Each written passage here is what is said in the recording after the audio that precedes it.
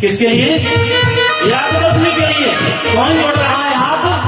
बहुत पहुंचे हुए ऋषि, जिनके लिए सब नतमस्तक होते हैं, जिनके लिए सब पूजा करते हैं, जो संतों से रोमणी है, जो बहुत बड़े विद्वान हैं, चारों वेदों के ज्ञाता हैं, कंठस्थ हैं, ऐसे ऋषि हाथ जोड़ करके खड़े हैं। प्रभु आप रुक जाइए, आप रुक जाइए। याज्ञवल्क्य जी कहते हैं महाराज, जैसे और आपके यहाँ 1 महीने के लिए मेहमान थे, ऐसे ही मैं भी 1 महीने के लिए मेहमान था। अब मुझे भी जाना चाहिए। तो भारद्वाज कहते हैं नहीं प्रभु आप रुक जाइए, मैं आपके लिए क्यों रोक रहा हूं? मैं आपके लिए इसलिए रोक रहा हूं कि मेरे लिए कोई काम है। याज्ञवल्क्य जी ने कहा महाराज ऐसा कौन सा काम है जो मेरे से पूरा होगा? भारद्वाज जी कहते हैं महाराज बस एक काम है कि मैं राम के बारे में नहीं जानता, और मुझे आप बहुत विवेकी संत लगे हैं, इसलिए मैं आपको रोक रहा हूं और मैं जानना चाहता हूं कि राम है कौन? राम क्या है वो मुझे बता दीजिए। हाँ महाराज एक राम के बारे में मुझे मालूम है, एक राम को मैं जानता हूं। भारद्वाज जी कह रहे हैं कि मैं एक राम को जानता हूं, ताकि मैं ये जानना चाहता हूं कि राम है क्या। भारद्वाज जी ने कहा महाराज एक राम अपने से तुम्हारा, एक राम अपने से तुम्हारा, इनकर चरित विदित संसार, मेरा तेरा तेरा,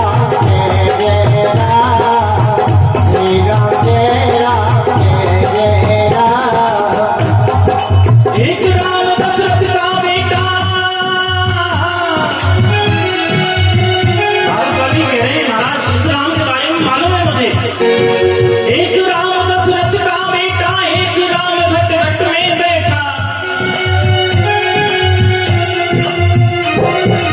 एक राम दशरथ का बेटा, एक राम घट घट में बैठा, एक राम का सभी का सारा, एक राम है सबसे न्यारा।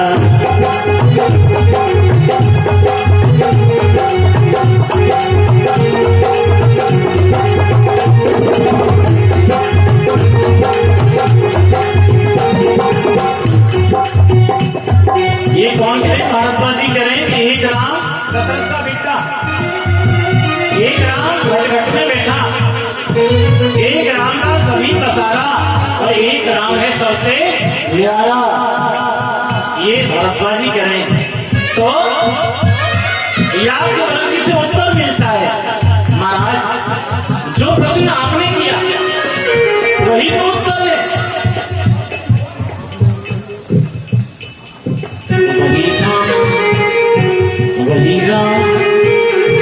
वही राम दशरथ का बेटा,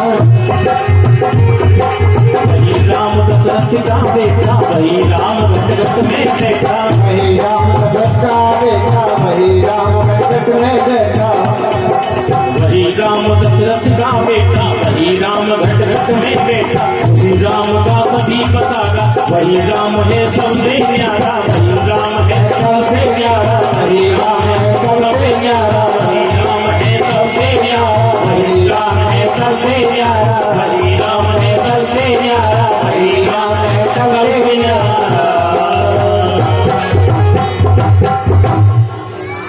याज्ञवल्क्य जी ने कहा महाराज जो आपने प्रश्न किया था ना वही तो राम है, वही राम दशरथ का बेटा बन जाता, वही राम सबके घर में बैठ जाता, वही राम सारे संसार को चला रहा है, वही राम सबसे न्यारा है, वही तो है। मगर राम समझ में नहीं आता, आता नहीं है ना, राम समझ में नहीं आता है। क्यों नहीं आता राम समझ में? क्योंकि राम समझने के लिए हम सब बुद्धि का प्रयोग करते हैं। किसका प्रयोग करते हैं? बुद्धि का। कहाँ हमारी बुद्धि और कहाँ राम? नहीं, हमारी बुद्धि तो बहुत छोटी सी है और राम तो बहुत बड़े हैं। जब अपना बेटा हमारी समझ में नहीं आ पाता है ना, क्या हम अपने बेटे को समझ जाते हैं? नहीं समझ पाते। जब बाप अपने बेटे को नहीं समझ पाता है और बेटा अपने बाप को नहीं समझ पाता, तो फिर हम राम को कैसे समझ पाएंगे? राम के लिए समझने के लिए तो हमें बहुत लंबी यात्रा करनी पड़ेगी, बहुत लंबी यात्रा की जरूरत है। राम समझ में क्यों नहीं आते? क्योंकि जब आहार विहार संयम नियम व्यक्ति का बिगड़ जाता है तो वो राम को तो क्या समझ पाएगा, अपने सामने वाले को भी नहीं समझ पाएगा। इसलिए क्या बिगड़ता है हमारा? आहार विहार संयम नियम। अगर हमने ये चार चीजों को सही कर लिया तो हम राम को समझ लेंगे। समझ क्या लेंगे? हम पा लेंगे। राम हमारे यहाँ आ जाएंगे, राम हमारे पास अपने आप आ जाएंगे, हमें बुलाने की जरूरत नहीं पड़ेगी। तो आहार, पहला है आहार। आहार का मतलब हमारा खाना पीना। हमारा खाना पीना कैसा होना चाहिए? अगर हम सात्विक हैं तो राम हमारी समझ में आ जाएंगे। अगर हमने कुकड़ करके गटक लिया तो अंदर कोई बोलेगा फिर राम आया होगा फिर, है ना? अगर मुर्गा की टांग खाइए, मुर्गा को अंडा खाओ तो समझ लो अंदर दरवाजे भाई आई पकड़ो वही बोलेगा। बथुआ के पत्ता खाए, पालक के पत्ता खाए तो राम निकलेगा।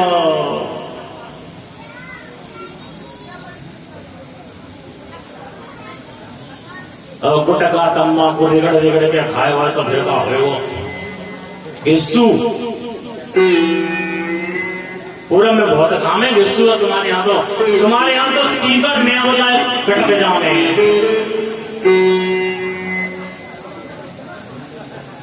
नया बताए घटने हम कहा कैसे? जीव के नीचे लगाएंगे कैंसर ना होए। तो सबसे ज्यादा जीव के नीचे ही कैंसर होता है। कैंसर जो हो गए ज्यादातर जीव के नीचे ही होता है। क्यों? क्योंकि नेवला भाई वारे और नेवला जीव के नीचे ही लगा होता है। फिर बाको कोई इलाज ना है। तो इसलिए भैया अगर आपका खाना पीना बढ़िया है तो राम समझ में आ जाएंगे। मेरी समझ में तो आ चुके हैं और आपको भी समझना है तो ये चीज छोड़नी पड़ेगी।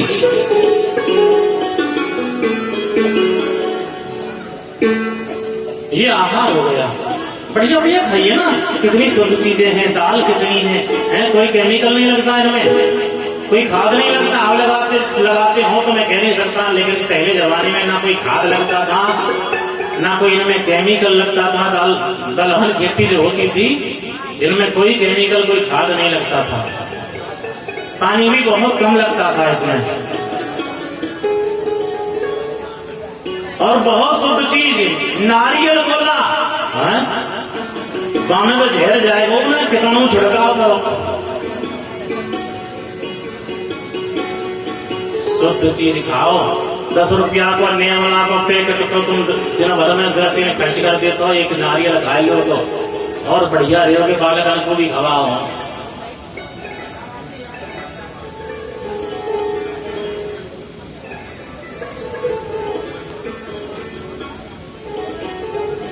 दूसरा है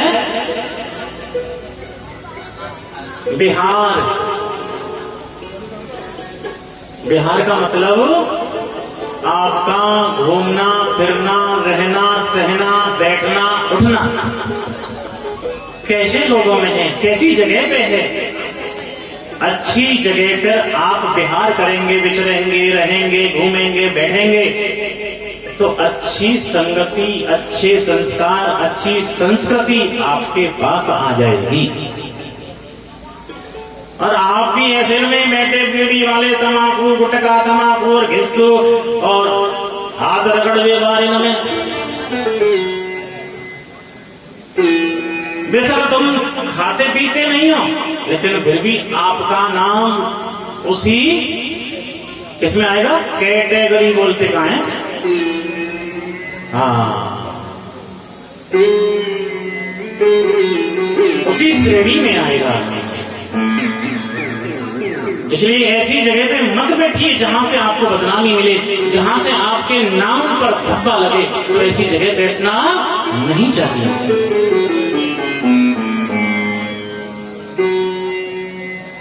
जहां से हमें अच्छी बातें प्राप्त हों ऐसी जगह बैठिए, अच्छे संस्कार प्राप्त हों ऐसी जगह बैठिए। दूसरा है संयम, संयमी बनिए। सामने क्या हो रहा है हमें कोई लेना देना नहीं है। अपनी आंखों को संयम में रखिए, कंट्रोल में रखिए, काबू में रखिए, अपनी इंद्रियों को काबू में रखिए। सामने क्या हो रहा है हमें क्या लेना देना, कोई चिपड़ी रोटी खा रहा है हमें क्या लेना देना, हमारे पास सूखी है तो सूखी में ही गुजारा करिए। कोई पूड़ी कचौड़ी खाता दही से, हमें क्या लेना देना, अरे हमारे पास सूखे टिक्कड़ है तो उन्हीं में ठीक है, हम तो उसी में खुश रहना चाहिए। कोई पूड़ी कचौड़ी खाता दही से, कोई भीख मांग कर खाता कहीं से। जय हो। जैसी करनी करे वैसे भरनी पड़े, क्या बतावें अपनी करनी का फल सब पावे।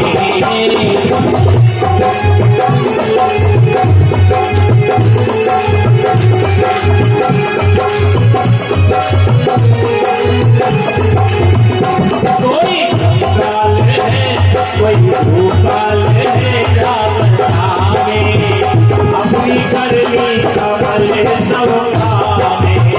कोई काल है कोई भूपाल है, क्या बतावें अपनी करनी का फल सब पावे।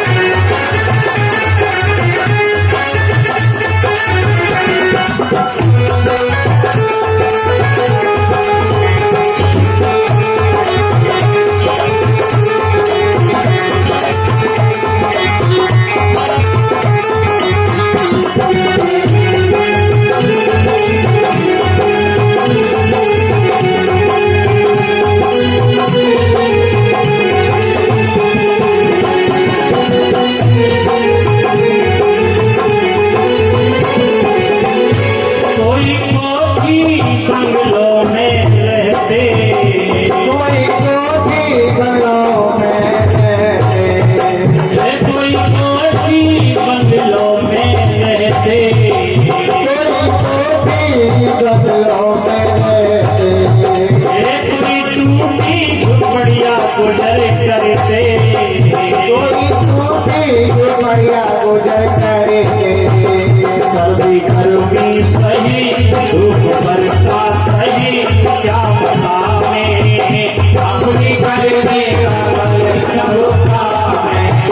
कोई काल है कोई भूपाल है, क्या बतावें अपनी करने का बल सब पावे।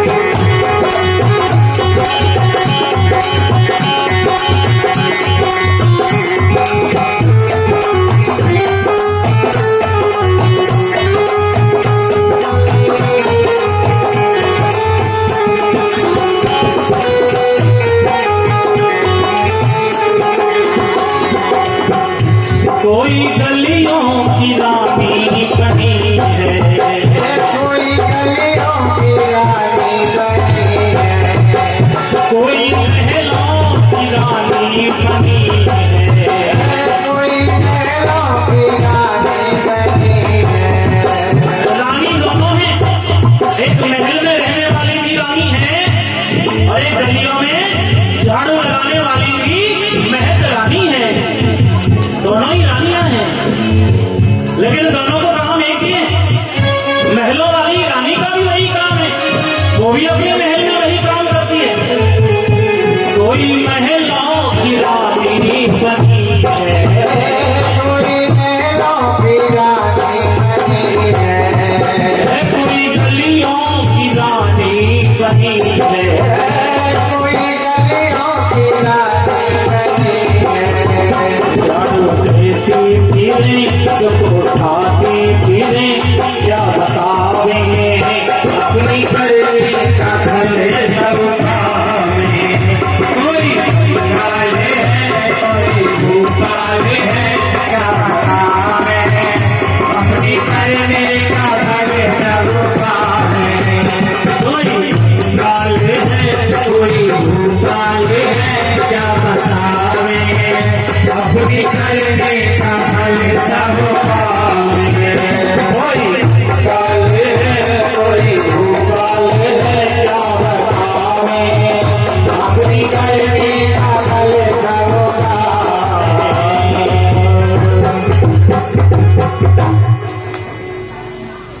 तो संयमी बनिए, संयम रखिए, ताकि हमें राम मिल जाए।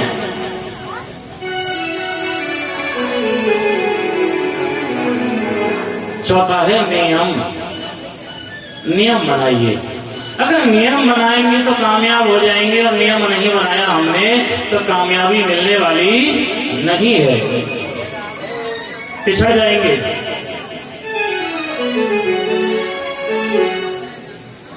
अब यहाँ तो आपने देवताओं के लिए न्योता दे दिया कि हम तो 7 बजे कथा प्रारंभ करेंगे, ना दिन में 12 बजे प्रारंभ करेंगे, और आप बैठ रहे हो 2 घंटा लेट। अब यहाँ देवता जो है इंतजार कर रहे हैं कि कब व्यास आ गए, कब कथा सुनाने को। बड़े बड़े व्यासन के ये आर्ट है, कथा को टाइम कुछ होगा, घंटा 2 लेट हो जाएंगे। तो भैया नियम बनाइए, हर क्षेत्र में नियम जरूरी है, तो आपको कामयाबी मिलेगी, राम मिल जाएंगे। राम मिलेंगे तो आराम मिलेगा।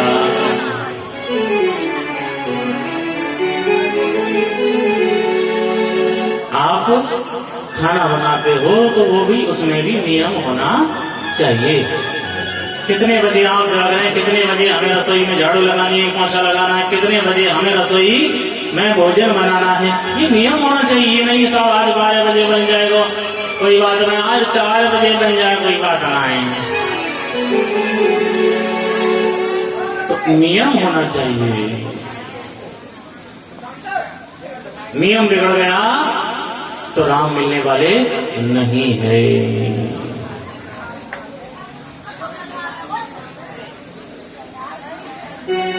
जब नियम टूटने लगते हैं तो जीवन पथ भ्रष्ट हो जाता है। जीवन की गाड़ी रास्ते से भटक जाती है, क्योंकि ये जीवन की गाड़ी अजीब है। ये जीवन की गाड़ी रेलवे लाइन नहीं, रेलवे लाइन एक जैसी चलती है, लेकिन ये जीवन की जो गाड़ी है ना, इसका कोई रास्ता समांतर नहीं है। कभी रास्ता नीचा आ जाता है, कभी ऊंचा आ जाता है, कभी चौड़ा आ जाता है, कभी सकरा आ जाता है, कभी गड्ढे आ जाते हैं, कभी प्लेन आ जाता है। ये जीवन का है, जीवन की गाड़ी है। तो और जीवन की गाड़ी को हर तरह के रास्ते से गुजरना पड़ता है। अजब है काया की ये कार्य, अजब है काया की ये कार्य, अजब है काया की ये कार्य, अजब है काया की ये कार्य, अजब है काया की ये कार्य, अजब है। ओ कृष्ण जिसके बने में बोले, पिस्टन जिसके बड़े फेफड़े, मुख इंजन का द्वार अजब है, काया की ये कार अजब है, काया की ये कार अजब है, काया की ये कार। काया की ये कार रे प्यारे, काया की ये कार अजब है, काया की ये कार अजब है, काया की ये कार अजब है, काया की ये कार।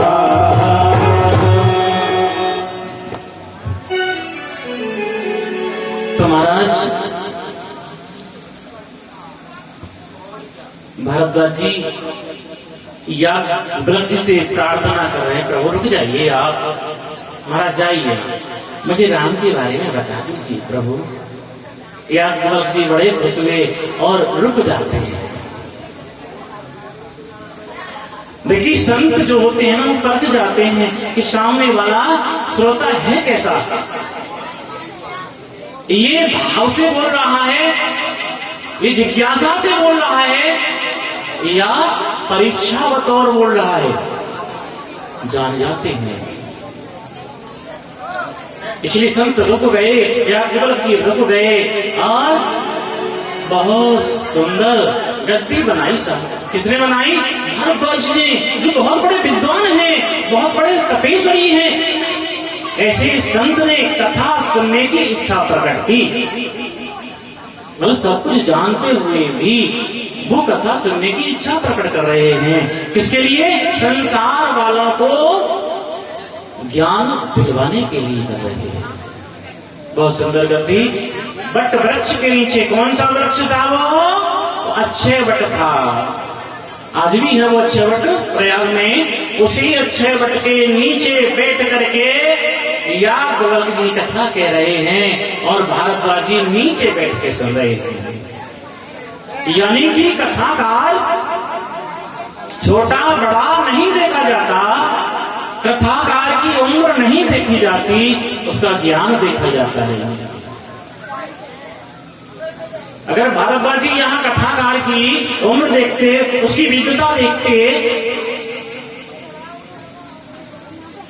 तो कथा नहीं सुन पाते, क्योंकि भारद्वाज जी तो सब कुछ जानते हैं और उनकी बराबरी के संत है ही नहीं। लेकिन फिर भी उनसे क्यों? क्योंकि उनका आचरण अच्छा है, उनका चरित्र अच्छा है, उनका व्यवहार अच्छा है, उनके विचार अच्छे हैं, इसलिए कथा सुनने की इच्छा प्रकट की। उनके पास क्या है? पॉजिटिव ऊर्जा है। संत के पास हम बैठेंगे तो वहां से हमें पॉजिटिव ऊर्जा मिलेगी ही मिलेगी। अगर संत है तो ही मिलेगी। दिल्ली में एक बाबा जी के यहाँ कथा करी मैंने, वो बाबा जी मेरे पास आ जाएगा है, कथा बंद हो करे तो बोले व्यास जी संत नाम थे तो मुझको बड़ी चिड़े। मैंने की महाराज संत क्यों बने? बोले महाराज यहाँ कोई ना मैं संत, ना तुम संत, ना कोई और संत। मैंने कि फिर संत कहाँ है? कि संत तो बनते हैं, संत तो कहूं अंत है। मतलब यहाँ संत नहीं कोई, यहाँ तो संत बना जाता है, बाकी संत तो कहीं अंत है। अंत का मतलब कहीं भजन पूजा कर रहे हैं, वो निकलते नहीं वहां से। उनको तो ये कुदरत यानी प्रकृति सब कुछ देती है। वो गांव में मांगने नहीं जाते, वो किसी से मांगते नहीं, कोई जिज्ञासा नहीं होती उनकी। उनको तो ये कुदरत तो भगवान नहीं होता। अब भगवान से अर्थ कर ले कुदरत का। कुदरत का मतलब है प्रकृति जो हम आंखों से देख रहे हैं, वो कुदरत है, वो प्रकृति है। और ईश्वर तत्व अलग है। और आप लोग कुदरत किसी ने कह दी तो कुदरत कोई जो है ईश्वर समझ बैठते हो आप, है ना। वो ईश्वर अंश अलग है, ईश्वर तत्व अलग है। ये प्रकृति जो हमें दिखाई दे रही है, ये प्रकृति, ये कुदरत है। और जो हमें दिखाई नहीं दे रहा है, वही जो सूक्ष्म तत्व है, जो समय पढ़ने पर साकार भी बन जाता है और समय पढ़ने पर वो निराकार भी बन जाता है, वो ईसा तत्व है। इसलिए भारद्वाज जी ने कथा को प्रारंभ किया कहाँ? अच्छे वट के नीचे बैठ करके। दानदाताओं के लिए वो कलश रखा है ना स्टील का, इसमें ही जिनको भी दान चढ़ाना है उसी में चढ़ा देना पड़ेगा। मेरे पास तक तो आने की इतनी जरूरत नहीं है, वहीं आपका जो है वहीं से आशीर्वाद फल मिलेगा, सबके लिए आशीर्वाद है, क्योंकि अभी कोरोना होकर नहीं उठा है ना। तो क्या बोलते हैं, 2 गज की दूरी बहुत है जरूरी। नमाज तो मैं रखता हूं जी। कोरोना काल में कई कथा करनी पड़ी थी, तो आज भी मास्क मेरे पास है, कभी जरूरत पड़ती तो लगा लेते हैं।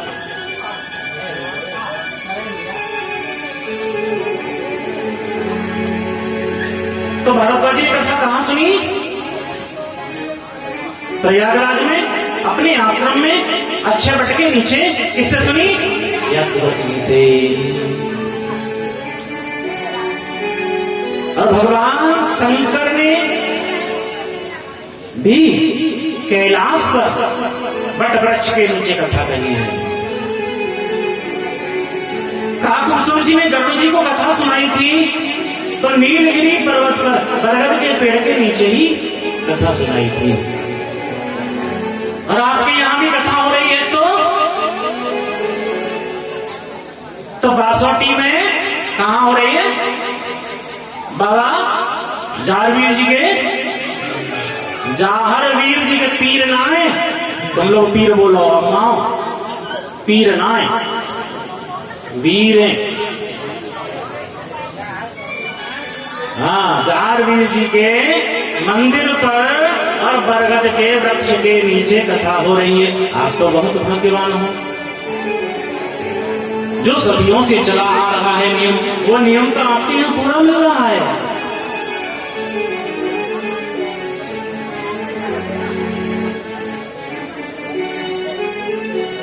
और आप श्रोता भी बहुत अच्छे हो, क्योंकि मुझे यहाँ पर दोबारा मौका मिला है 11 साल में कथा कहने का। बुलाया तो मुझे कई बार था बीच बीच में, लेकिन कुछ समस्याएं होती रही थी। कई साल जिधर सेठ जी रहते थे उधर दूध का काम होता उनके, वो गुजर गए। तो वो जब बीमार हो रहे थे तब भी मैं आया था, तो उन्होंने कई बार कोशिश की, लेकिन वो उनको समस्या आ गई थी बीच में, तो कार्यक्रम नहीं हो पाया था।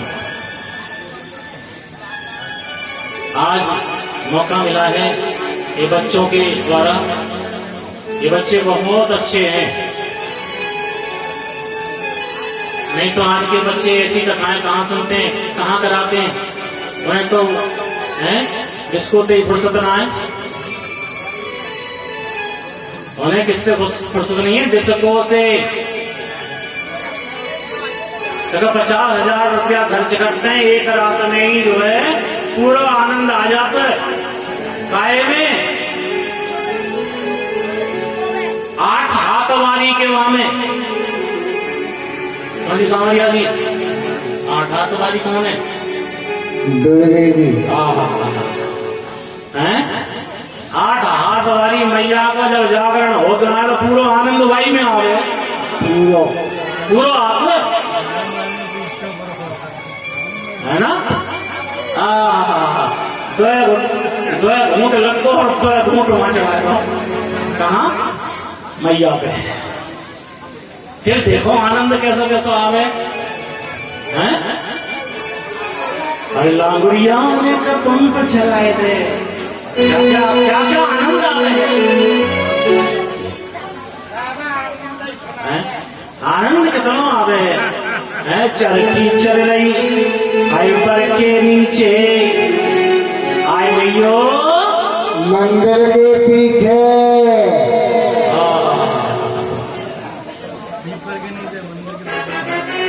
कितना आनंद आ बैठा। और सुनने वाले गायों वालों बधाई हो, वो तो लक्ष्मी बटोरनी है। सुनने वाले इतने कान के अंधे है जाते हैं, आंखें के ना कानन के सुनते ही रहते हैं, कुछ बोलते रहे हो और पैसा भी फेंकते रहे हैं, बड़े बड़े नोट फेंके हैं। तो भैया ऐसा मत करो, ऐसा मत करो। जहां पैसा फेंकने की जरूरत है वहां पैसा फेंकिए, जहां धन लुटाने की जरूरत है वहां लुटाइए। देना वहां की जहां जरूरत, देना वहां की जहां जरूरत, अरे तेरा दिया फलेगा। जहां जरूरत है वहां दोगे तो उसका फल तुम्हें जरूर मिलेगा।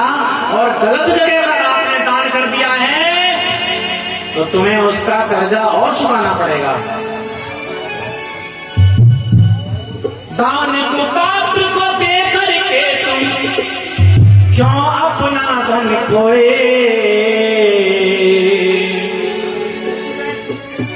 यानी जहां जरूरत नहीं है, अगर आपने मालूम है आपके लिए शराब पीता है और हम दान दे रहे हैं इसका शराब पी जाएगा, तो आपका देना बिल्कुल गड्ढे में गया, उसका ना कोई फल मिलेगा ना कोई पुण्य मिलेगा। आपको ये मालूम है कि मांसाहारी है और हमारे पैसे से हम दान कर रहे हैं, ये मांस खाएगा जरूर, आपको पाप लगेगा। इसलिए दान उस जगह दीजिए, दुखी के लिए दीजिए, जिसके तन पे कपड़े नहीं है ऐसे के लिए कपड़ा पहना दो, जो भूखा है उसके लिए भोजन करा दीजिए, प्यासे को पानी पिलाइए, आपका दान बहुत अच्छा रहेगा। देना वहां की जहां जरूरत, तेरा दिया फलेगा। ऊपर वाला तेरा खजाना रातों रात भरेगा। ऊपर वाला तेरा खजाना रातों रात भरेगा। ऊपर वाला तेरा खजाना रातों रात भरेगा। मन में श्रद्धा भक्ति लेकर, मन में श्रद्धा भक्ति लेकर जो तू दान करेगा, ऊपर वाला तेरा खजाना रातों रात भरेगा। ऊपर वाला तेरा खजाना रातों रात भरेगा। ऊपर वाला तेरा खजाना रातों रात भरेगा।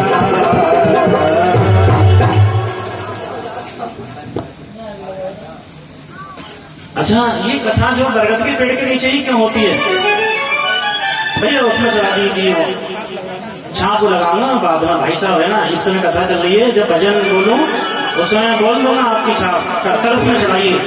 जिसे भी दान चढ़ाना है वो कलश में चढ़ाइए और नाम एक पर्चे पे लिख लीजिए। जिनको भी नाम बुलवाना है मैं बोल दूंगा, मना नहीं कर रहा हूँ, लेकिन दान उसी में चढ़ाते जाइए और एक पर्ची पे नाम लिख लीजिए, मैं बोल दूंगा। जैसे भी आप बुलवाना चाहेंगे मैं वैसे बोल दूंगा। आप ये कहेंगे मुझे गा के बोल दो, गा के बोल दूंगा। हैं तुम क्यों रोए के बोलोगे, मैं रोए के बोल दूंगा जैसे आप कहोगे। मेरे पास दुकान है परचूनी की, बीड़ी ले लो, सिगरेट ले लो, तम्बाकू ले लो, बिस्कुट ले लो, बतासे ले लो, मूंग की दाल, मसूर की दाल, उड़द की दाल, धनिया ले लो, हल्दी ले लो। परचूनी की दुकान है, कुछ भी सुनो, राग सुनो, रागनी सुनो, घेर सुनो, चौबेला सुनो, दोहा सुनो, सवैया सुनो, सोरठा सुनो। नाच के बोलने के बाद नाच तो रोज होएगा ही होएगा, फिर ऐसी कोई बात करना है, नाच तो रोज होगा। हमारे जो सेठ जी आए हैं डीजे प्लस कंपनी के मालिक, आरती से 5 मिनट पहले आज यहाँ आपके यहाँ मंदिर में वो भी नाचेंगे जी, हमारी तरफ से तालियां।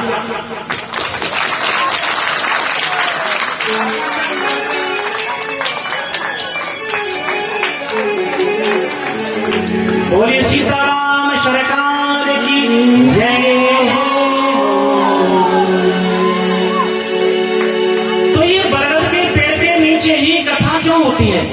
क्यों हुई? उसका कारण ये है कि बरगद का पेड़ जो होता है वो विश्वास का प्रतीक होता है। इसके नीचे बैठने से विश्वास बढ़ता है, विश्वास अटल रहता है, अडिग रहता है। इसलिए बरगद के पेड़ के नीचे ही कथा ज्यादातर सुनाई और सुनी जाती है। और भी बहुत सारे कारण हैं बरगद के पेड़ के नीचे कथा सुनाने के। बरगद का पेड़ बहुत ताकतवर होता है। इसका दूध पीने से कैल्शियम की कमी पूरी हो जाती है। कोई भी व्यक्ति कमर में दर्द है, पीठ में दर्द है, घुटने में दर्द है, अगर इसका दूध एक बतासे में 1-2 बूंद डाल करके खा ले, 3 महीने में उसकी हड्डियां बिल्कुल ऐसे हो जाएंगी जैसे स्टील की रॉड होती है।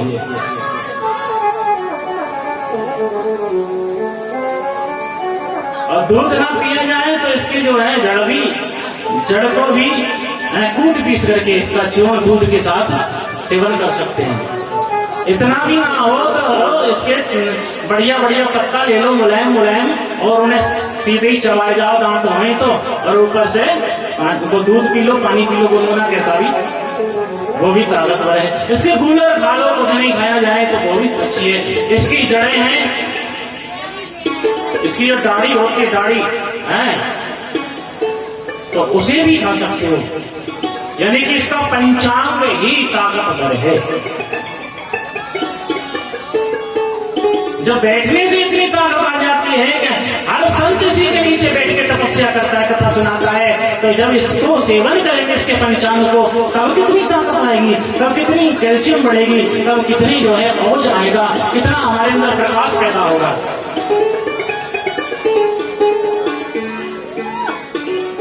इसीलिए कथा बरगद के पेड़ के नीचे सुनाई जाती है। राम कथा शुरू हो रही है। कौन?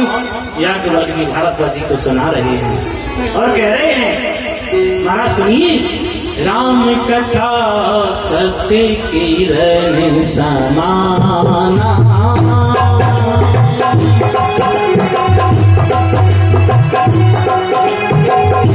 राम कथा सस्य किरण समाना,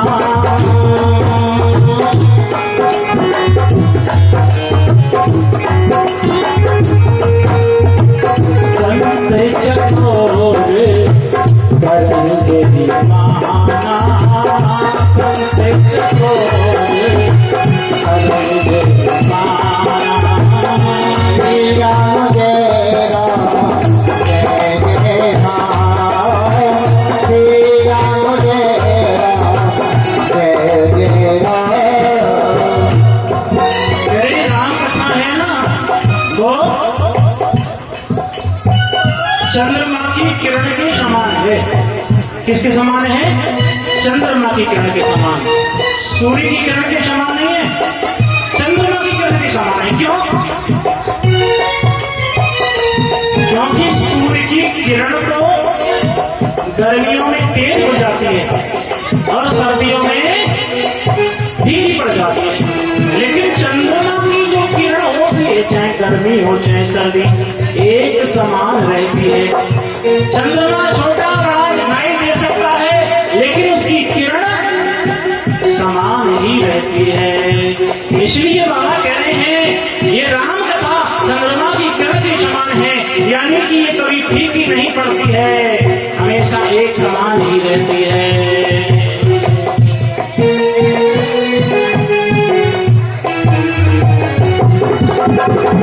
ऐसे ही संशय तीर भवानी, ऐसे ही संशय तीर भवानी,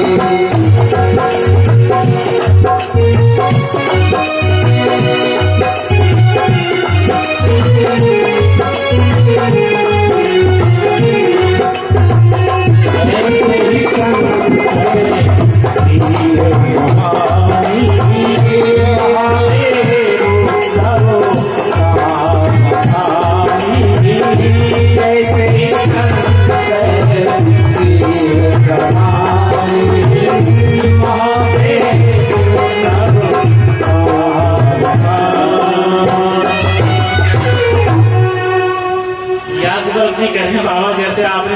है ना, ऐसे ही एक बार भवानी ने शंका की थी और भगवान शंकर ने उनके लिए भी यही कथा सुनाई थी। जो भगवान शंकर ने कथा उनके लिए सुनाई वही कथा मैं सुनाई देता हूँ, मुझे कोई अलग से नहीं कहना पड़ेगा। तो जो भगवान शंकर ने कथा सुनाई है उसी कथा को यादवल्लभ जी भारद्वाज जी को सुना रहे हैं और उसी कथा को हम भी आपको सुना रहे हैं। क्या है? एक बार त्रेता जुग माही संग गए कुंभज ऋष पाही, संग सती जग जननी भवानी पूजे ऋष अखिलेश्वर जानी। तो एक बार क्या हुआ है, एक बार त्रेता युग की बात है, भगवान शंकर कैलाश से कुंभज ऋषि के यहाँ कथा सुनने के लिए गए हैं। संग में कौन है? सती हैं, जा रहे हैं। और जैसे ही कुंभज ऋषि के आश्रम पहुंचे, कुंभज किसे कहते हैं? कुंभज उसे कहते हैं जिसका जन्म घड़े से हुआ है। कुंभ माने घड़ा, जो घड़े से जन्मा है उसका नाम है कुंभज। दूसरा नाम है इनका अगस्त ऋषि। तो कहां से गए हैं? बहुत ऊंचे स्थान कैलाश से उतरे और कहां पहुंचे? समुद्र के किनारे कुंभज ऋषि के आश्रम पर कथा सुनने के लिए। कौन? भगवान शंकर संग में सती हैं। और जैसे दरवाजे पर पहुंचे हैं, संत को मालूम पड़ गया कि मेरे यहाँ पर कौन पधार रहे हैं? देवों के देव महादेव आ रहे हैं। इसलिए तुरंत जो है कहाँ पहुंचे?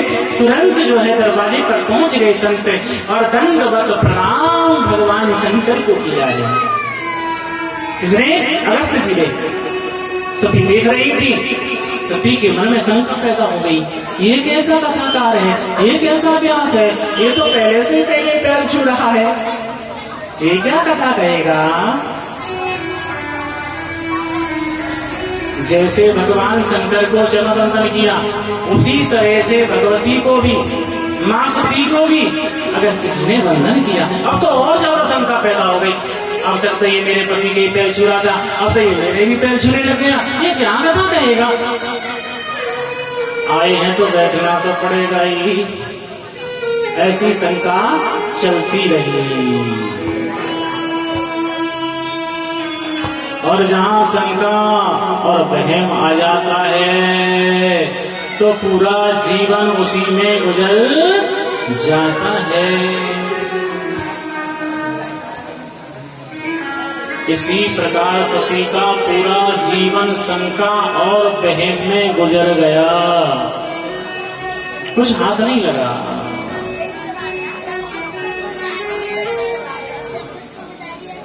भगवान शंकर साथ में बैठे हैं, सती साथ में है, कथा हो रही है, अगस्त जी कथा सुना रहे हैं।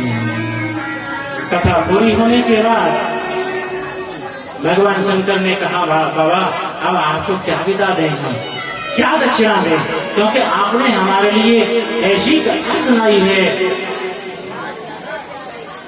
अगस्त जी कहते हैं, महाराज मुझे कुछ नहीं चाहिए। भगवान शंकर कह रहे हैं, नहीं, आपने अमूल्य कथा सुनाई है, इसलिए कथाकार को कुछ ना कुछ देना चाहिए। अगस्त जी मना कर रहे हैं और भगवान शंकर कह रहे हैं, नहीं, कुछ ना कुछ तो लेना पड़ेगा। अगस्त जी कह रहे हैं, नहीं प्रभु नहीं, फकीरी मैं भी मुझको मांगने में शर्म आती है। अगस्त जी कह रहे हैं, बाबा नहीं, कुछ नहीं चाहिए। फकीरी में भी मुझको मांगने में शर्म आती है, तुम्हारा हो कि मुझसे हाथ फैलाया नहीं जाता। महाराज मुझे कुछ नहीं चाहिए। तो फिर भी भगवान शंकर ने उनके लिए भक्ति का दान दिया और दान देकर के चले हैं। तो क्या हुआ? जब भगवान शंकर गए थे तो 2 अक्षर वाले शंभु गए थे।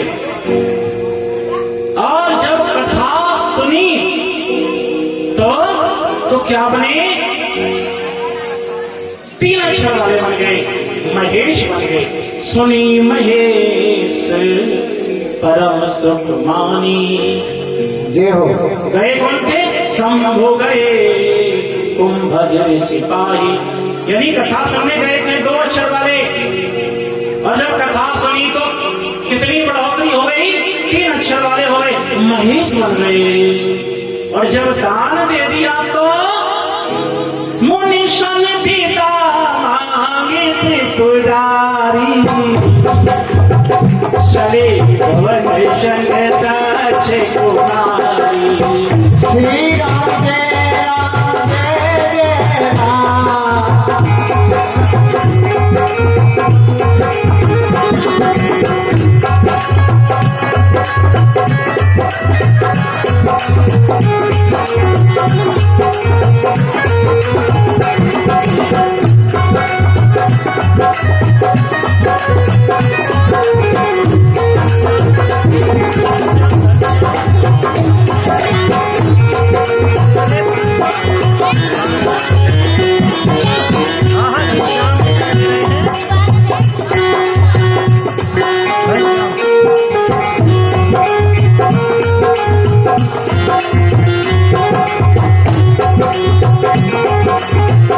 और ये 500 रुपए घनश्याम जी,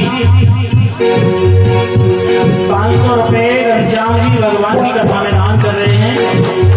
परमात्मा आनंद में रखे, धन के भंडारे भरे रहे। जोरदार तालियों से इनका स्वागत होना चाहिए।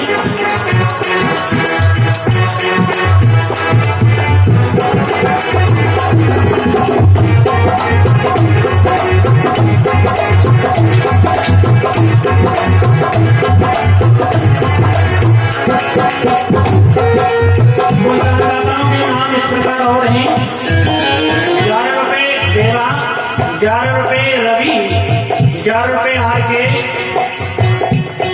11 रुपए 72, 11 रुपए लाखा, 11 रुपए पुनीत, 11 रुपए रोहित और 11 रुपए अंकित, 11 रुपए बाबू, 11 रुपए अजय और 11 रुपए केडी।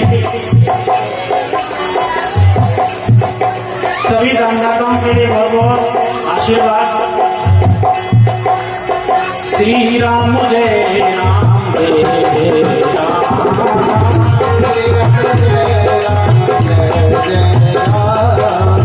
श्री राम जय राम जय राम। श्री राम जय राम जय जय राम। तो जिस समय दान दिया तो 4 अक्षर वाले हो गए, त्रिपुरारी बन गए। आदमी जब धर्म की तरफ बढ़ता है तो उसका पद भी बढ़ता चला जाता है।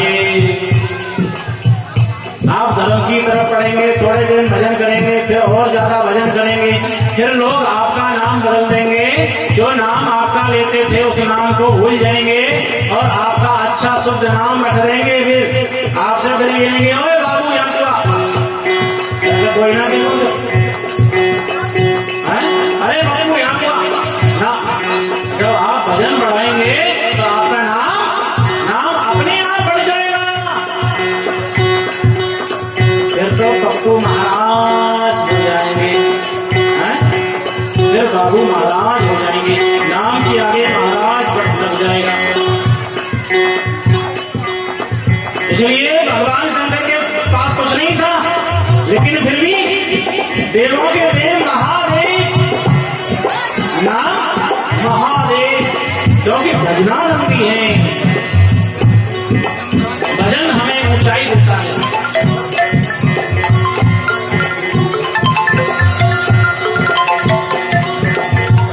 श्री राम जय राम जय राम। श्री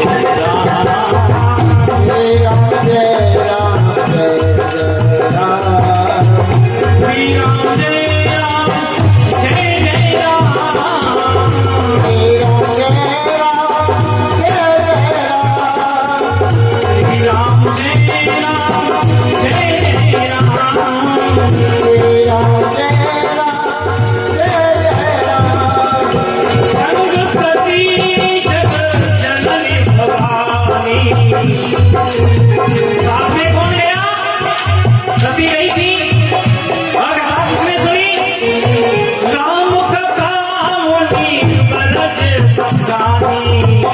सुनी महेश परम सुखना। संग में कौन गया? सती गई। कथा किसने सुनी? सुनी महेश, शिव जी ने सुनी, यानी सती ने नहीं सुना। साथ में है लेकिन सुना नहीं। आप यहाँ बैठे हैं लेकिन दिल दिमाग कहीं दूसरी जगह है, तो आपका नाम लिस्ट में चढ़ने वाला नहीं है।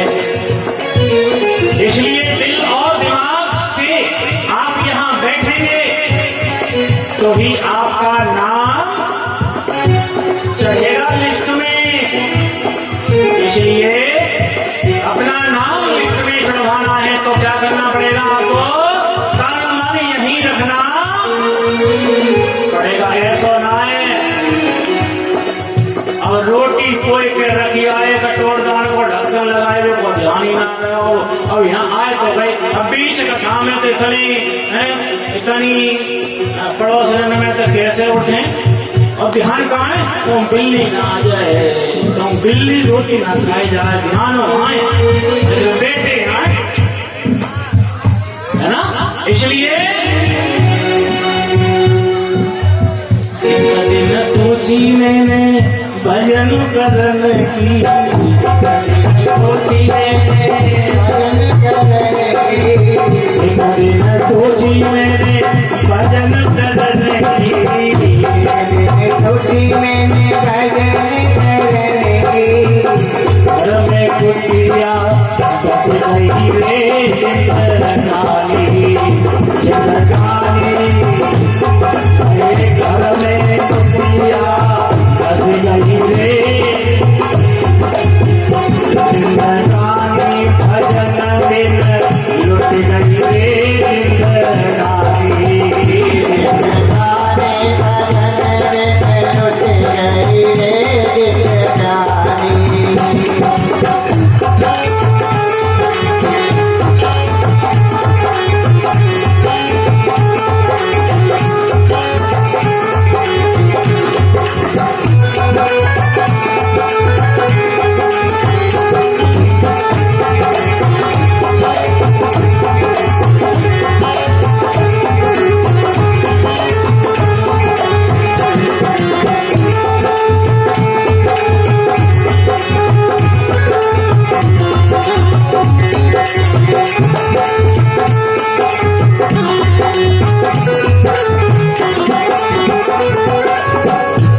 दिन सोची मैंने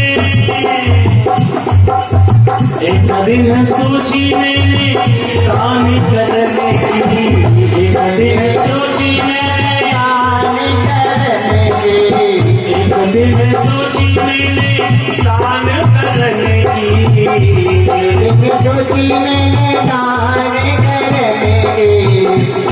मन में विचार आया कि चलो आज कथा में दान करेंगे। सोच के आए घर पे सब देता है, हमें ही ना देते तो सब हमारे ही माई दे जाते हैं।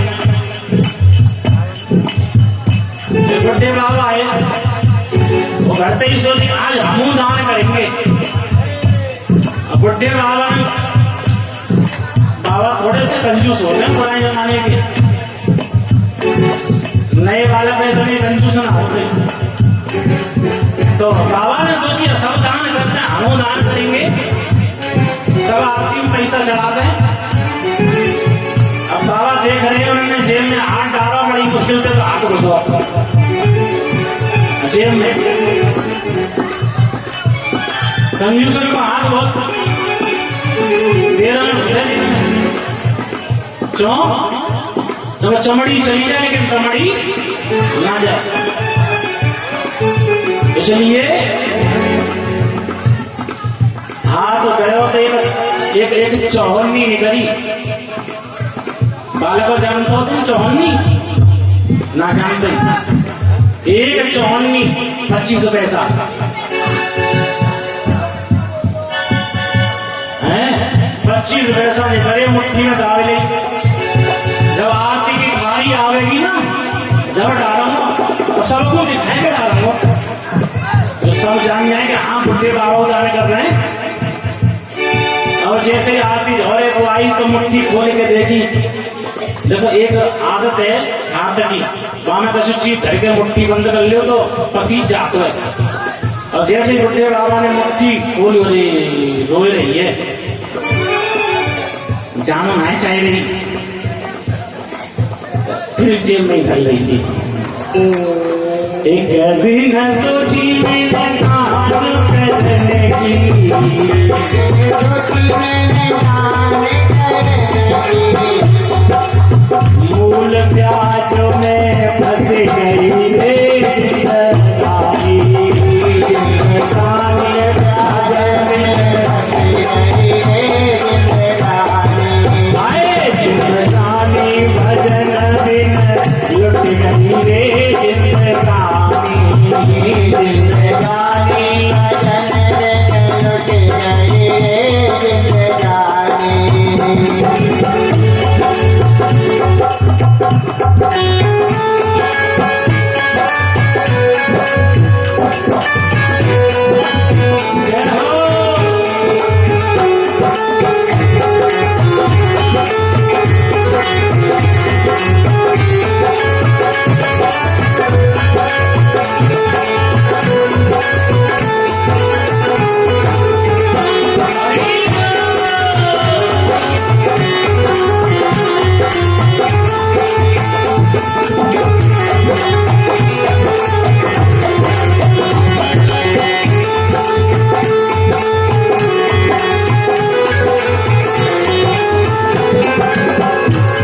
ताली बजाते हुए मीठी मीठी तालियां बजाते रहें, ताली बजाने से बहुत फायदा होता है। क्या क्या फायदे हैं? ताली बजाने से हमारे जो खून का प्रेशर है वो सही होता है, बीपी लो और हाई नहीं होगा। अगर आप रोज आधा घंटे तालियां बजाते हैं और भजन करते हैं तो आपको कभी भी बीपी लो हाई की बीमारी हो ही नहीं सकती है। कभी ताली बजाने से खून पतला होता है, इसलिए तालियां बजाइए। दूसरी बात, ताली बजाएंगे तो मच्छर नहीं आएंगे, मच्छर नहीं आ रहा होगा आपके पास, और देखो कथा बंद हो जाने तो फिर मच्छर खूब काटेंगे। और भी फायदे हैं, ताली बजाएंगे तो पड़ोसी बात कर रहा है ना, उसकी बात आपके कान में नहीं आएगी, इसलिए ताली बजाइए।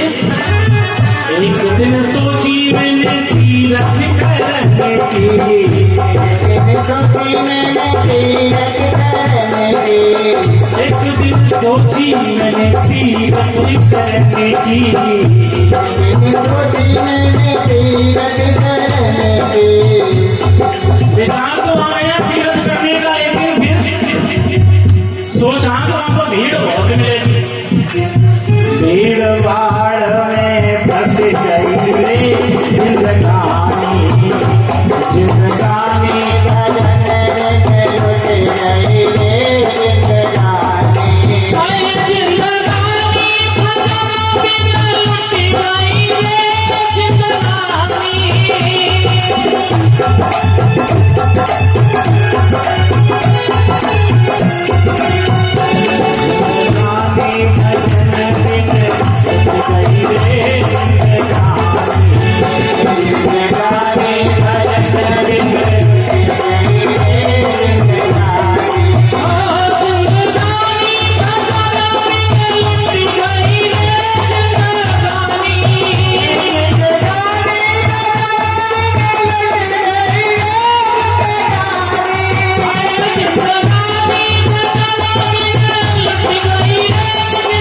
जिंदगानी, जिंदगानी भजन बिन लुट गई रे जिंदगानी।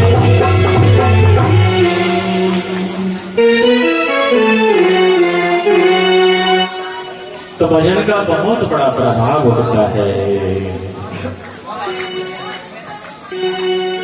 तो वहां से दान दे करके प्रभु चले, भगवान शंकर चले और सती का नाम जुड़ गया। अब जो है क्या करें,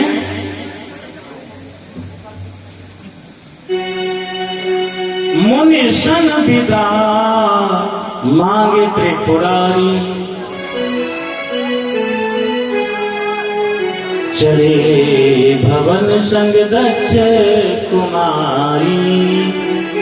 अब नाम जुड़ गया, जब तक नाम नहीं जुड़ा तब तक कथा में थी, क्योंकि उनके मन में तो यही चल रहा था ना कि ये क्या कथा कहेगा, ये क्या जाने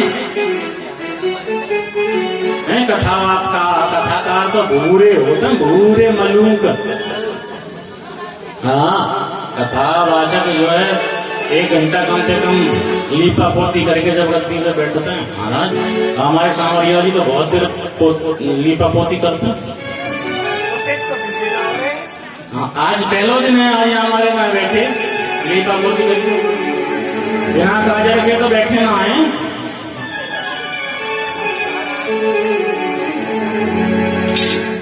तो देखिए, कथाकार को सजने संभलने की जरूरत नहीं होती है, क्योंकि इस गद्दी पर बैठने के बाद अपने आप रूप आ जाता है, अपने आप। क्योंकि ये गद्दी भगवान की गद्दी है। यहाँ बैठ करके कोई ये कहे ना कि मैं यहाँ बैठ के बहुत अच्छा बोल लूंगा, कोई ताकत ही नहीं है। ये तो ऑटोमेटिक कृपा चलती है। आपने देखा होगा, हम जब नीचे होते हैं और जब बात करते हैं आपसे तो फटे बांस जैसी बात करते हैं हमें, और यहाँ बैठ जाते हैं तो अपने आप ऑटोमेटिकली आवाज अपने आप बदल जाती है।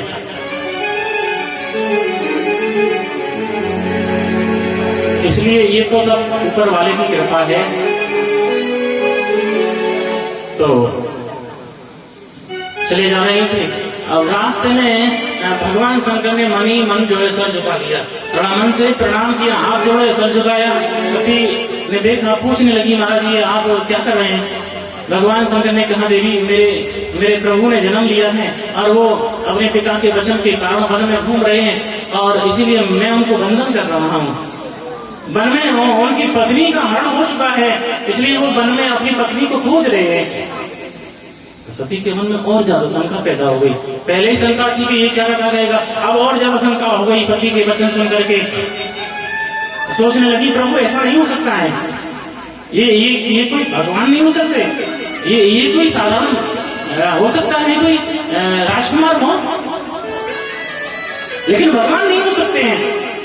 शिव जी कह रहे, नहीं देवी, ये मेरे इष्ट देव हैं, आप शंका मत करिए। शंका क्यों हो गई? शंका इसलिए हुई कि उन्होंने कथा नहीं सुनी। अगर कथा सुन लेती तो शंका होने वाली नहीं थी।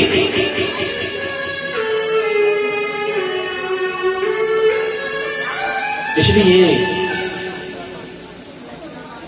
अपने ग्रंथों का साथ दीजिए, महापुरुषों के विचारों का साथ दीजिए, तो शंका होगी ही नहीं। बहुत कहा भगवान शंकर ने, लेकिन सती के समझ में कुछ नहीं आया। और शिव जी ने कहा, देवी अगर मेरी बात पर भरोसा नहीं तो हाथ कंगन आरसी क्या, और पढ़ने वाले के लिए आरसी क्या। लेकिन देखो सुनो, जब वो पढ़ा लिखा है तभी तो फारसी कुछ नहीं है। अगर उसने फारसी पढ़ी है तो ही कुछ नहीं है, वो फारसी पढ़ी नहीं है और उसके सामने रख दो तो वो क्या पढ़ेगा? कुछ नहीं पढ़ सकता। कारो अक्षर मैं से बराबर।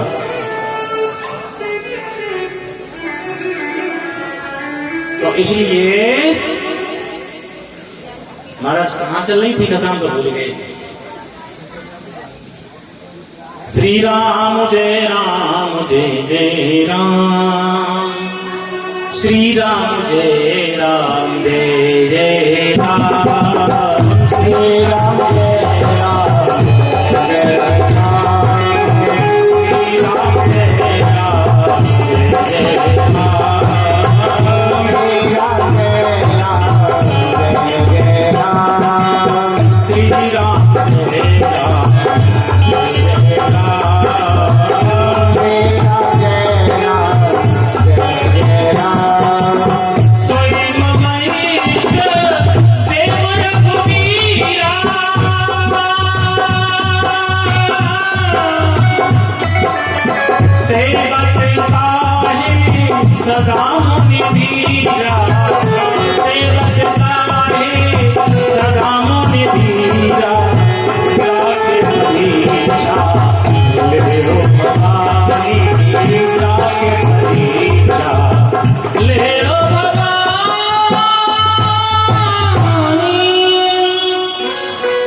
भगवान शंकर ने कहा देवी जाकर के आप भी थोड़ी परीक्षा कर लीजिए कि राजकुमार हैं या मेरे इष्ट देव हैं। सती परीक्षा लेने के लिए गई और उन्होंने अपना रूप बदला। तो अभी किसी की परीक्षा लेनी है तो अपना रूप बदलना पड़ेगा, अपना वेश बदलना पड़ेगा, तभी परीक्षा ले सकते हो आप। इसलिए सती कौन बनी? सीता बन गई है। सीता बन करके चली है। क्यों बनी है सीता? इसलिए बनी है कि अगर ये भगवान होंगे तो मुझे जान जाएंगे कि ये मेरी पत्नी सीता नहीं है, ये तो भगवान शंकर की पत्नी सती है। और अगर ये राजकुमार हुए तो अपनी पत्नी समझ करके वापिस लौट जाएंगे मुझे साथ लेकर के, परीक्षा हो जाएगी। इसलिए सीता का रूप धारण कर लिया है। चली गई। अब तो भगवान शंकर सोचने लगे क्या बाबा तुलसी ने यहाँ ये चौपाई लिखी थी, यहाँ पे लिखी थी ये चौपाई कौन सी जो आप लोग सब गुनगुनाते हो? क्या हो यही सोई जो राम रची राता,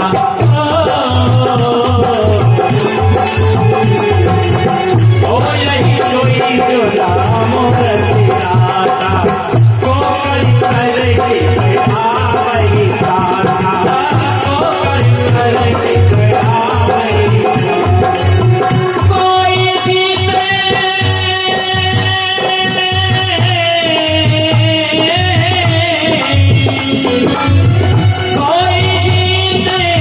कोई हारे, कोई न समझे खेल तुम्हारे, कोई न समझे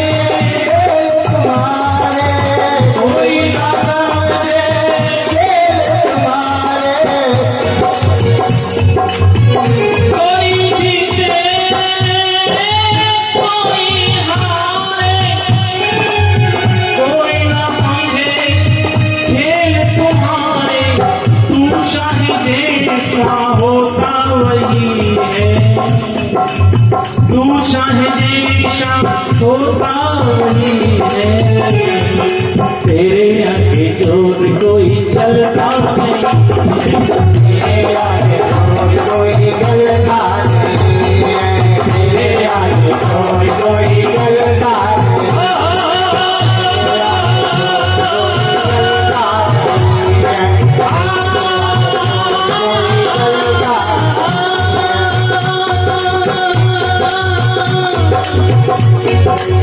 समय से पहले आग से ज्यादा तू ही तो दे सकता, ओ तू ही तो दे सकता है, बिन माझी कॉपी नैया तू ही तो दे सकता है, बिन माझी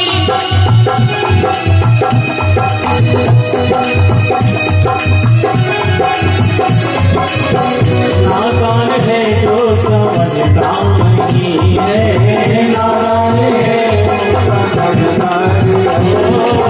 नादान है जो समझता नहीं है, क्योंकि तेरे आगे जोर कोई चलता नहीं है, तेरे आगे जोर कोई चलता नहीं है, तेरे आगे जोर कोई चलता नहीं है।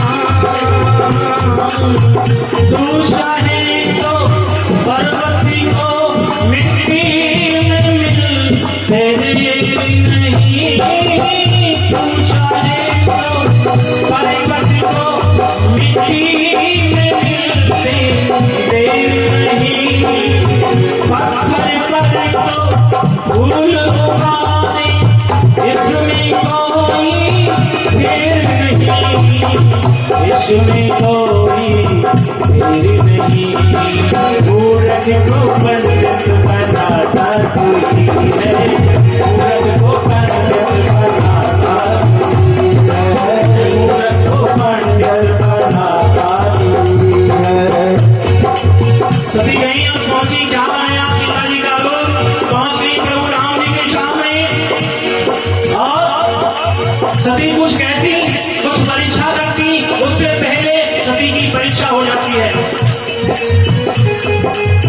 सती जैसी सामने पहुंची प्रभु राम जी के, और राम जी ने हाथ जोड़ लिए। जोड़ी पाने प्रभु की प्रणाम, पिता समेत लीन निज नाम।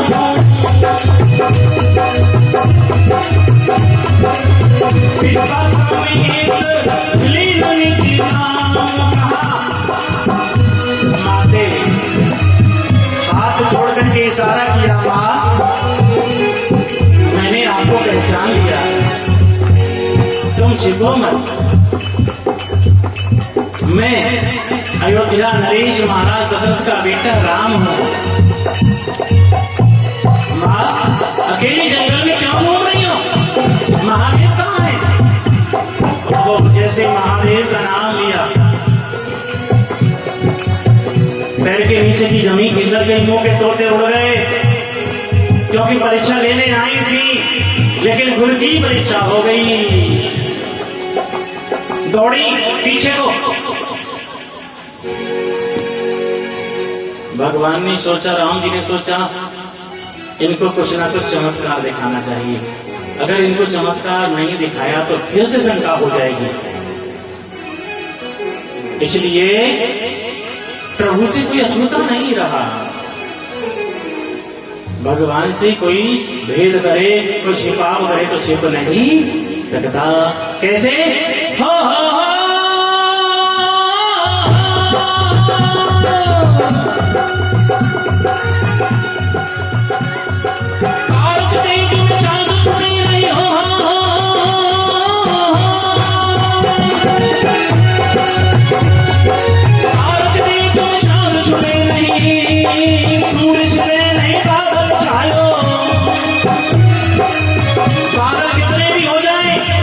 सूर्य को छिपा नहीं सकते। और तेज में चांद छुपे नहीं, सूर्य छिपे नहीं, बादल छायो।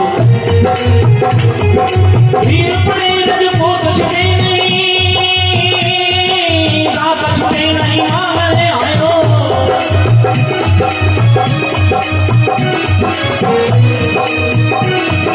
चंचल नारी को नींद छुपी नहीं, चंचल नारी को नींद छुपी नहीं, कर्म छुपे नहीं। हो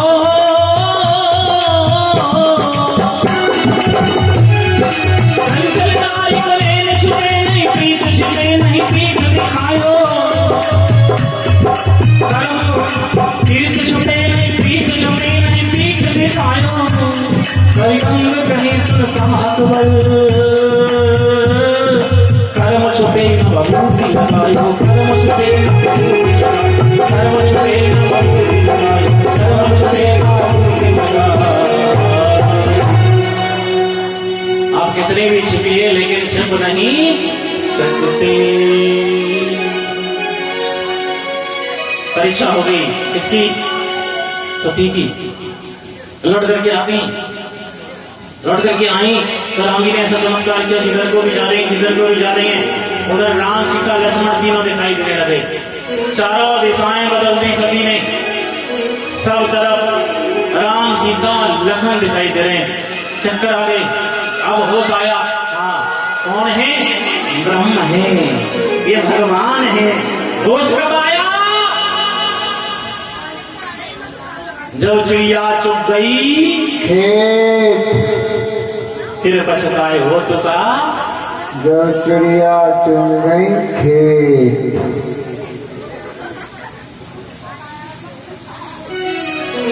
फिर कुछ नहीं होता है। तो भगवान शंकर के पास आ जाती, प्रभु ने पूछा क्या परीक्षा लिया आपने? कछना परीक्षा ली न गोसाई, मैंने कोई परीक्षा नहीं ली। सती ने कहा, क्या कहा? शिव जी से मैंने कोई परीक्षा नहीं ली। कछुना परीक्षा ली न गोसाई, कीन प्रणाम तुम्हारी नाई। क्या कह रही है? समझिए, समझने की चौपाई है। कछुना परीक्षा ली न गोसाई, कोई परीक्षा नहीं ली। सही बोल रही है, परीक्षा नहीं ली उन्होंने। गई तो थी परीक्षा लेने के लिए, लेकिन परीक्षा ले ही नहीं पाई। कछ ना परीक्षा लीन गोसाई और कीन प्रणाम तुम्हारी नहीं। ये झूठ बोल रही है। सती ने प्रणाम किया था? नहीं किया था ना। लेकिन यहाँ अपने लिए तो ये झूठ बोल रही है, लेकिन सत्य भी बोल रही है। कीन प्रणाम, मैंने तो कोई परीक्षा नहीं ली, कछु ना परीक्षा लीन गोसाई, लेकिन कीन प्रणाम तुम्हारी नाई। तुम्हारी नाई यहाँ स्त्रीलिंग और पुल्लिंग आ रहा है। कीन प्रणाम तुम्हारी नाई, तुम्हारी नाई यानी शिव जी की तरह। शिव जी की तरह प्रणाम कौन कर सकता है? श्री राम जी कर सकते हैं ना, सती तो कर नहीं सकती, क्योंकि शिव जी पुरुष है, पुरुषलिंग है, और उधर राम जी पुल्लिंग है। तो सही कह रही है, कीन प्रणाम तुम्हारी नहीं। किसने प्रणाम किया? श्री राम जी ने प्रणाम किया मुझे। सत्य बोल रही है। लेकिन कुछ लोग इसका अर्थ गलत लगा लेते हैं कि सती ने यहाँ झूठ बोल दिया। नहीं बोला झूठ, सत्य ही बोला है। कचना परीक्षा लीन गोसाई और कीन प्रणाम तुम्हारी ही नाही। तुम्हारी तरह प्रणाम किया। और शिव जी ने देखा कि सती ने परीक्षा ली या नहीं ली, झूठ बोल रही है, क्या कर रही है? बोल तो सही नहीं है, कोई परीक्षा नहीं ली, लेकिन परीक्षा लेने के लिए जो लीला की, जो नाटक किया, वो सीसीटीवी कैमरे में आ गया। भगवान शंकर ने अपना लैपटॉप निकाला, जो झोली में पड़ा था उनकी में, और लैपटॉप निकाला, और वो क्या बोलते हैं, माउस बोलते हैं ना, चूहे जैसा होता है, और उससे इधर उधर को बटन दबाए और तीर का निशान किया इधर उधर को। ओहो, सारा सीन सामने आ गया। सती ने तो मेरी माँ का रूप ले लिया, तो मेरी माँ बन गई, ये सीता बन गई है। अब ये मेरे बाएं अंग बैठने योग्य नहीं रही। अब तो भगवान शंकर ने सती को क्या कर दिया? मन से प्यार किया है। अब ये मेरी पत्नी कहलवाने लायक नहीं, अब मेरे बाएं अंग बैठने योग्य नहीं रही, क्योंकि अब तो ये मेरी माँ बन गई है। तो देखिए, वार्तालाप करते करते कैलाश आ रहे हैं, संबंध बदल गया आपको। समय समय की बात है, समय समय का फेर, पासा पलटा सती का, भई न बिल्कुल दे। कब समय बदल जाए कह नहीं सकते। करतारी का करिश्मा। अब तो सती को मालूम पड़ गया, क्योंकि बाएं अंग से आसन हट गया, सामने रखा है आसन, सती समझ नहीं। करतारी का करिश्मा नैना भिगो गया था, पत्नी से देखो नाता माता का हो गया था। पत्नी से देखो नाता माता का हो गया था। पत्नी से देखो नाता माता का हो गया था।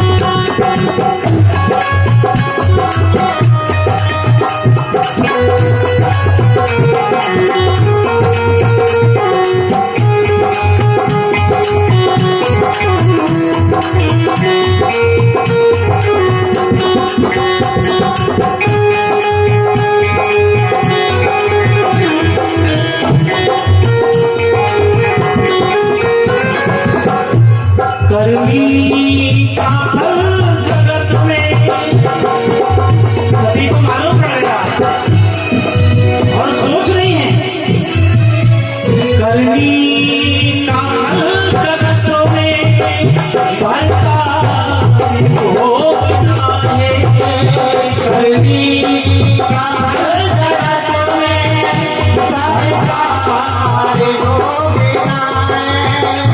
कहना मेरे माना बस यही मेरे गुनाह है, कहना मेरे माना यही मेरे गुनाह है। वो प्यारी उस सती को, वो प्यारी उस सती को, वो प्यारी उस सती को उस क्षण मिला नया था। कौन सा? माँ का प्यार, क्योंकि अब तो शिव जी ने उन्हें माँ मान लिया है। वो प्यारी उस सती को उस क्षण मिला नया था, पत्नी से देखो नाता माता हो गया था, पत्नी से देखो नाता माता हो गया था।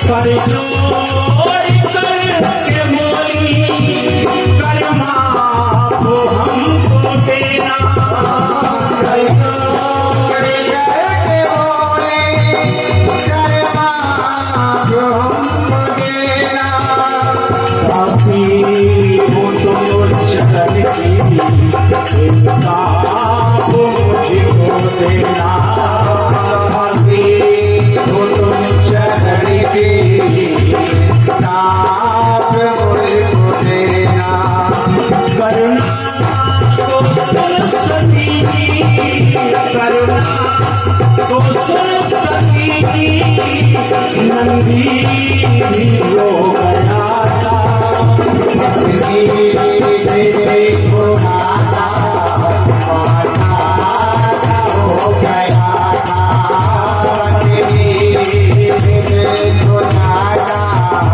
माता हो गया। देखिए, दूध में पानी डालो तो मिल जाएगा, मिल जाता है ना। सब माता बहनें मिलाती हैं। दूध में आप पानी डाल दो तो पानी दूध जैसा हो जाता है। जिस बर्तन में दूध और पानी को डाल दो तो दूध पानी को अपना उसी बर्तन का आकार दे देता है ना। आप वो लीटर में डाल दो तो लीटर जैसा आकार दे देगा, आप कटोरी में डाल दो कटोरी जैसा। यानी कि पानी और दूध आपस में मिल जाते हैं। कब मिलते हैं? जब कोई छल नहीं होता है, कोई प्रपंच नहीं होता है, तो दूध और पानी मिले रहते हैं। अगर दूध और पानी के बीच में, जब दोनों के बीच में कोई तीसरा आ जाता है तो दूध अलग हो जाता है और पानी अलग हो जाता है। तीसरा कौन है?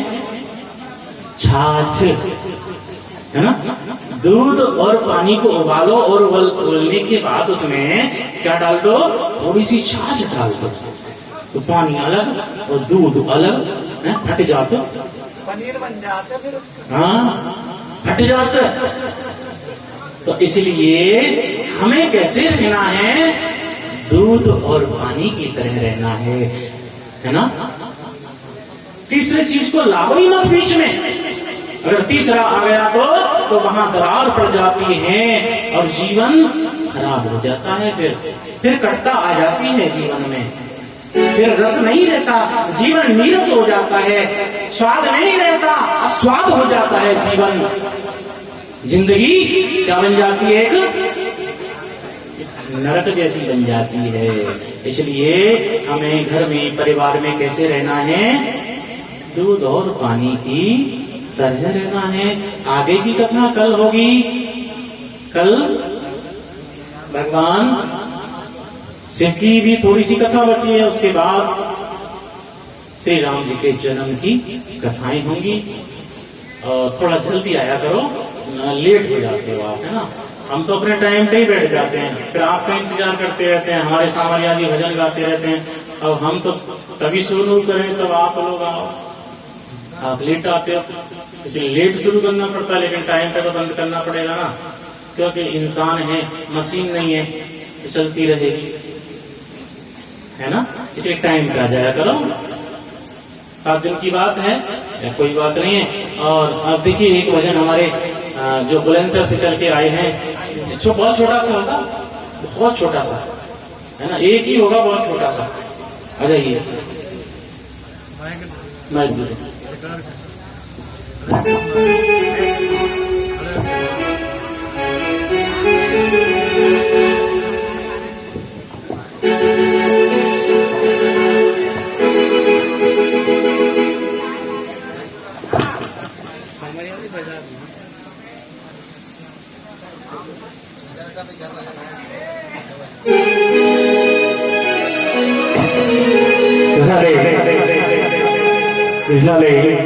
थोड़ी इको कम कर दो, फीडबैक थोड़ी कम कर दो।